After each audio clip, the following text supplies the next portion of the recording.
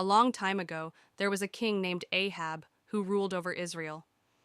Ahab had great power and a strong army, but he made a big mistake. He did not follow God. Instead, he married a queen named Jezebel, who worshipped false gods. Jezebel convinced Ahab to turn away from the true God and build temples for idols. The people of Israel also started to forget God and followed Ahab's bad example. God sent the prophet Elijah to warn Ahab.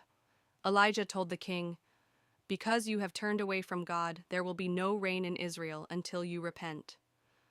And just as Elijah said, the land became dry, and there was a terrible famine. The rivers dried up, and the people suffered because there was no food. But Ahab and Jezebel refused to listen. Instead, they became angry at Elijah and tried to get rid of him. One day, Elijah challenged the prophets of the false god Baal to a contest. They built 2 altars, one for Baal and one for the true God. The prophets of Baal prayed and danced, but nothing happened. Then Elijah prayed to God, and suddenly fire came down from heaven and burned up the offering. The people saw this miracle and realized that the Lord was the only true God. Soon after, rain finally returned to Israel. Even after seeing God's power, Ahab still did not fully repent.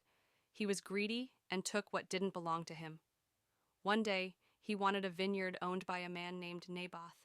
When Naboth refused to give it to him, Jezebel arranged for Naboth to be killed so Ahab could take the land. This made God very angry, and Elijah warned Ahab that his family would be punished. Ahab became afraid and humbled himself before God for a short time, but he later returned to his wicked ways.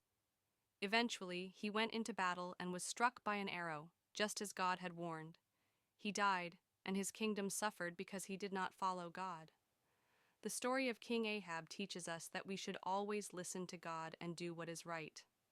Ahab's greed and disobedience led to his downfall, but God showed mercy when he humbled himself. This reminds us that God is patient, but we must truly follow him with our whole hearts.